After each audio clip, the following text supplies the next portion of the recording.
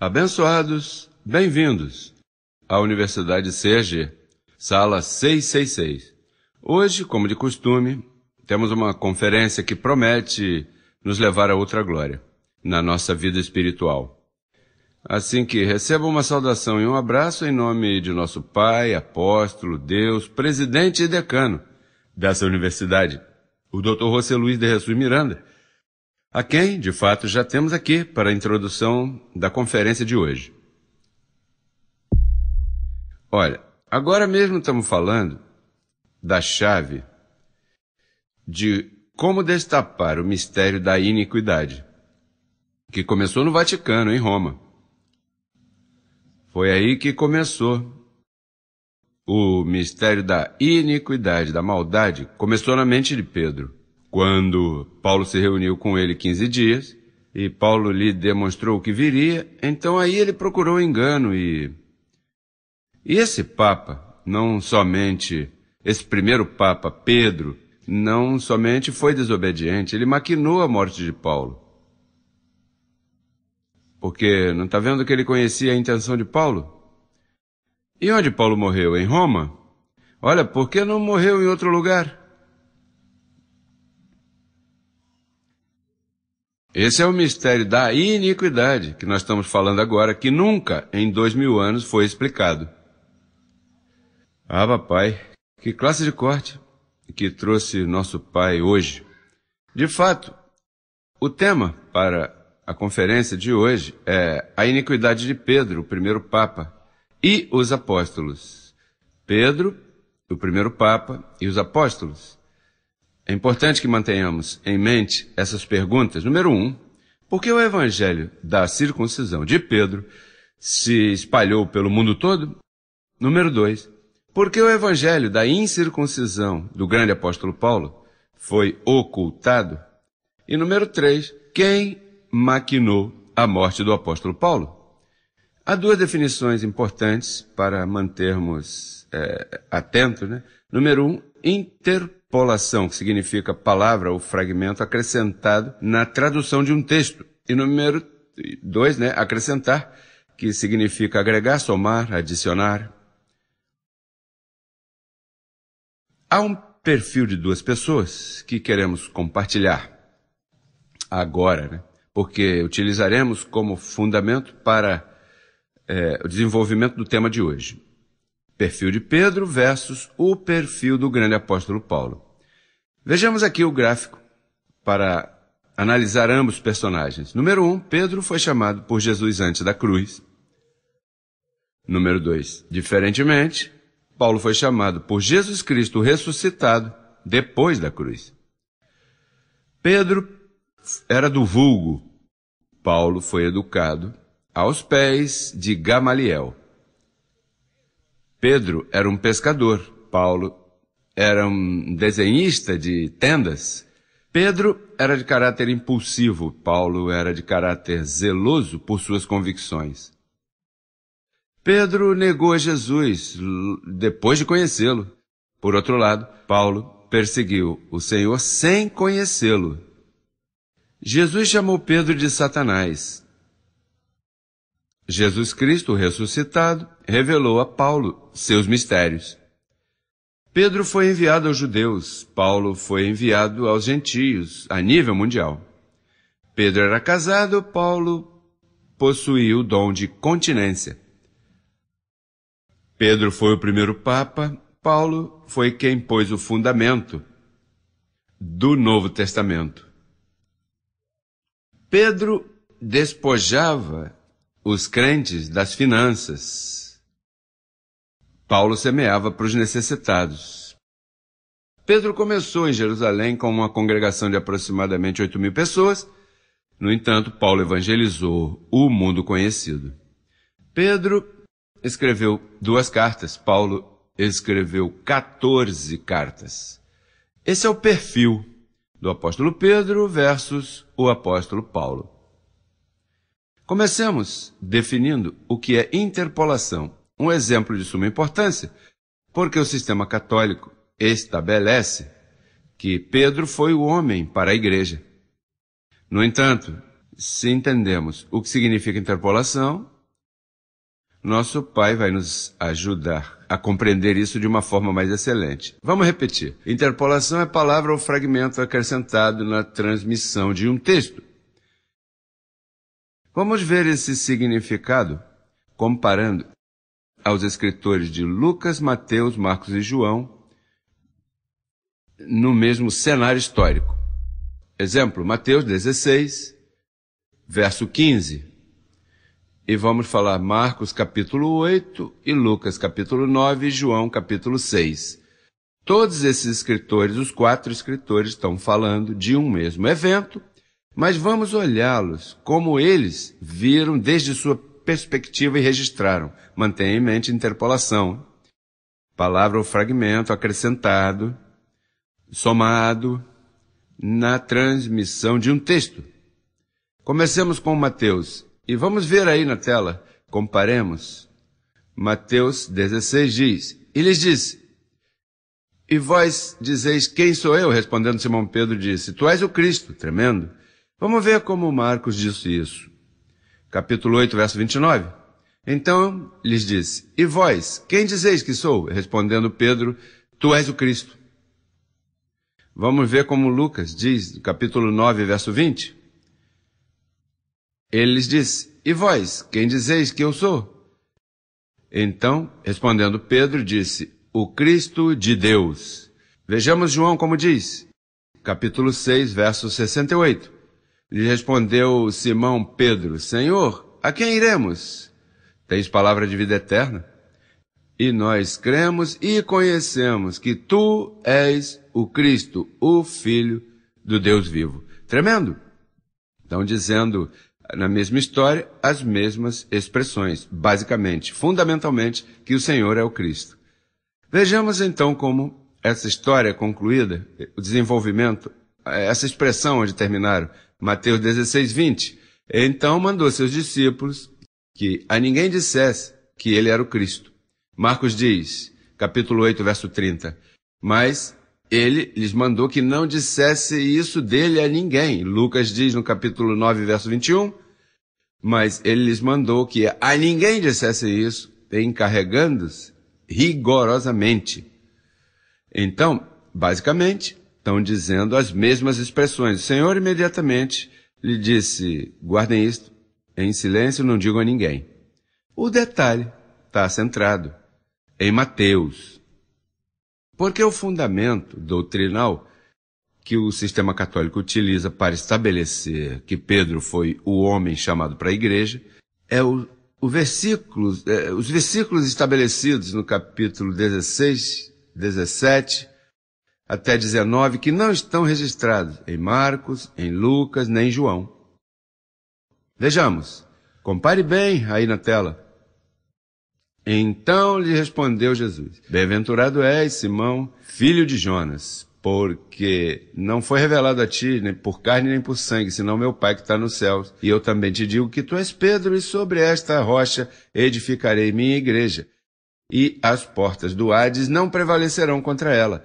E a ti darei as chaves do reino dos céus, e tudo o que tu atares na terra será atado nos céus, e tudo o que desatares na terra será desatado nos céus. Qual é o detalhe? Que essa expressão é a que o sistema católico romano utiliza para dizer que Pedro era o grande líder para a igreja. Mas isso é uma interpolação, porque foi um texto que não está nos originais, senão que foi acrescentado na transmissão de um texto por maquinação de Pedro e dos apóstolos de Jesus de Nazaré.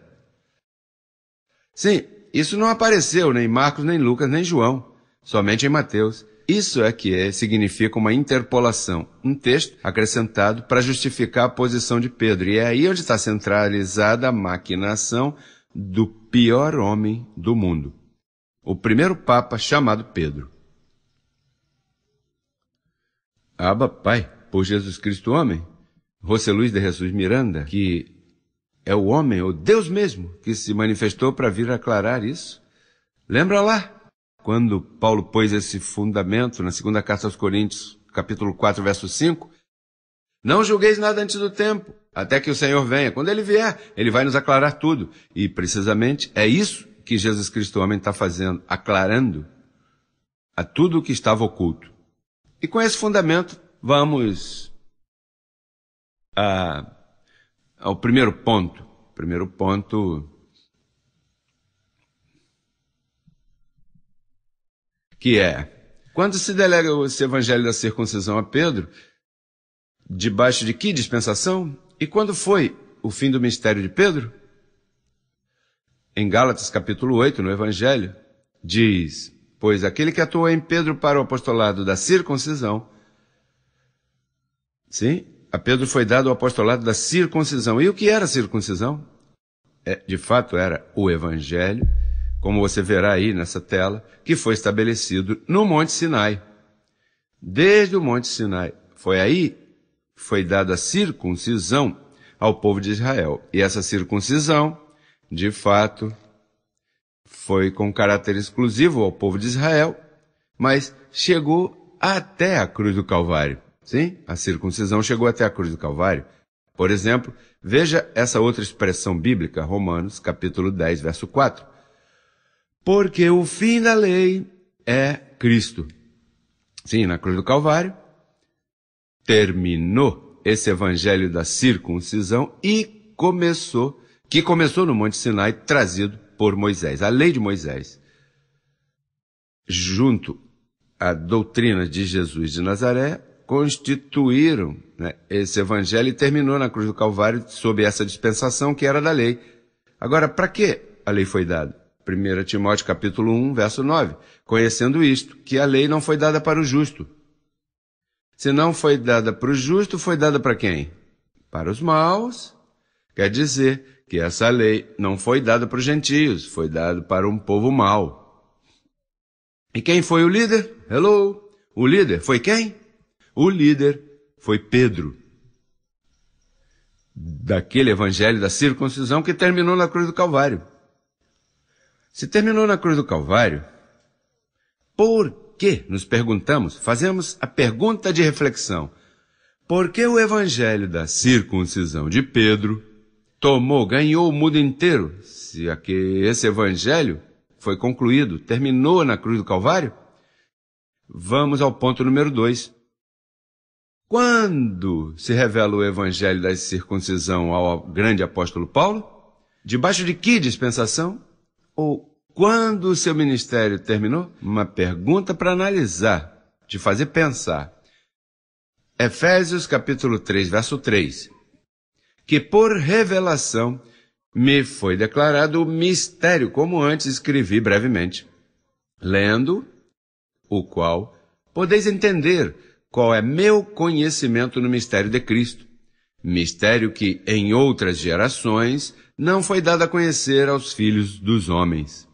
Então, analisando novamente o gráfico, quando olhamos o gráfico, entendemos que depois da cruz do Calvário, onde o apóstolo Paulo foi chamado, já está estabelecida a dispensação da graça. Vamos manter isso em mente, recordar a dispensação da graça vem não com o nascimento de Jesus de Nazaré, senão com sua morte e ressurreição, seu nascimento de vida e história, em termos de eras, antes de Cristo, depois de Cristo. Mas sua morte e ressurreição estabeleceu uma mudança de pactos.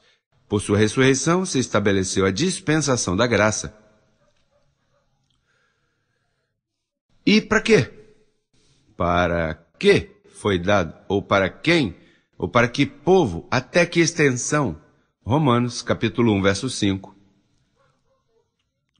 Por quem recebi a graça e o apostolado para a obediência à fé em todas as nações do mundo. Hello? Viu bem isso aí? A Paulo foi dado a graça para quem? Para todas as nações do mundo. Diferente de Pedro, para quem foi Pedro? Para os judeus. De fato, o chamado e as instruções dadas a Pedro foi ficar em Jerusalém. Não vão pelo caminho dos gentios. A graça e o apostolado foi dada a Paulo para todas as nações do mundo, para a obediência à fé em todas as nações do mundo. Nos perguntamos então. Pensa, abençoado. Nos perguntamos então, por que o evangelho da incircuncisão do grande apóstolo Paulo foi ocultado, se foi delegado para obediência à fé em todas as nações? Repetir a pergunta.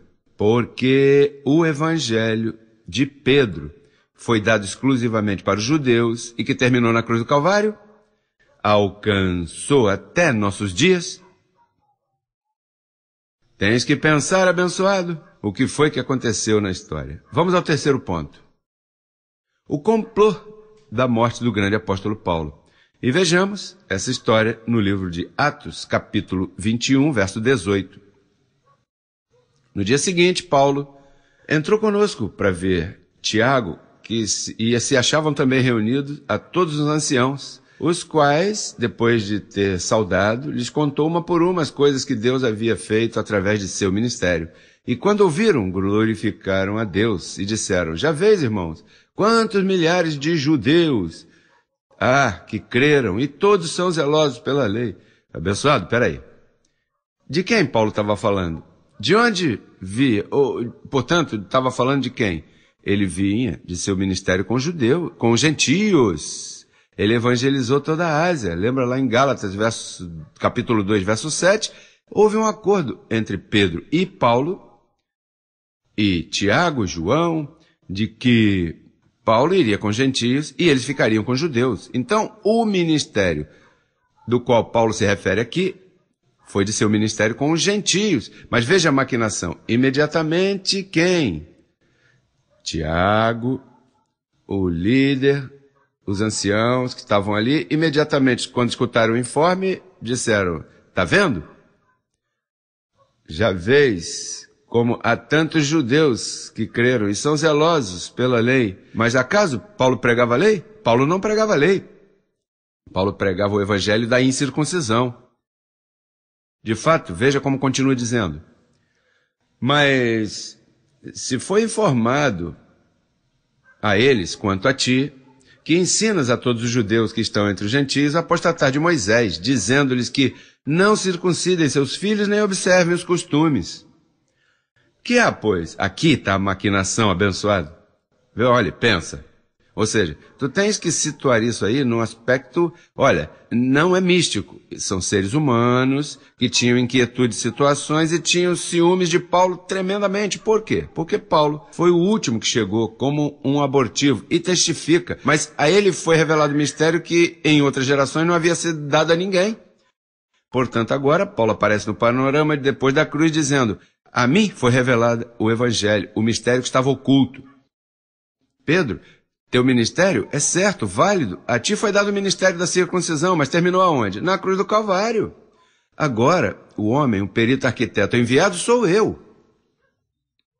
Então, Pedro está ali. Peraí, momentinho, como pode ser? Se a chave foi dada para mim, Pedro, deixa de bobeira e de maquinação, que esse texto foi acrescentado por vocês aí para estabelecer tua liderança. Hello, pensa abençoado. Então, havia ciúmes tremendos, porque agora Paulo estava ali, apresentando-se como líder. E a queixa que deram os apóstolos, houve uma contratação, uma maquinação. Olha, nós fomos informados quanto a ti. A pergunta é, quem foi que informou contra Paulo? Os irmãos que entravam escondidas para espiar a igreja. Essa foi a maquinação. E veja como continua dizendo. Que há, pois? A multidão se reunirá, certamente, porque ouvirão que tu vieste. A pergunta é, mas a reunião não foi com os apóstolos, privado? Por quê que tinha a congregação, ou as pessoas tinham que escutar que ele estava ali? Eles iriam se encarregar de deixar as pessoas saberem, né, esse comentário de que Paulo não estava honrando, para eles, a lei de Moisés. Os ensinava a apostatar da lei de Moisés. Bom, esse foi o capítulo 21. Veja o capítulo 23. Mas, vindo de alguns dos judeus, quem eram os judeus? Os que lidavam com a lei, os que cumpriam a lei, os que estavam submetidos aos apóstolos. E diz aí, tramaram um complô e se juramentaram sob maldição, dizendo que não comeriam, nem beberiam, enquanto não matassem Paulo. E eram mais de 40 os que haviam feito esse juramento, os quais foram aos principais sacerdotes e aos anciãos.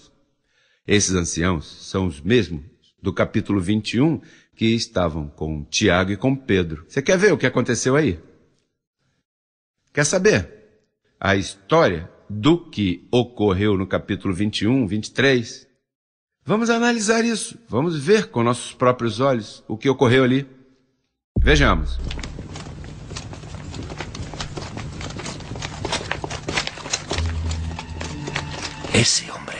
Ese hombre debe morir. Si no podemos hacerlo de acuerdo con la ley, debemos hacerlo fuera de la ley. Hermanos, hay muchas ocasiones en las que la ley no puede actuar, pero Dios nos premiará por nuestro valor. David lo sabía. Salomón lo sabía. Ellos actuaron y nosotros también lo haremos. No comeré ni beberé hasta que Saulo de Tarso esté muerto. ¿Estáis conmigo?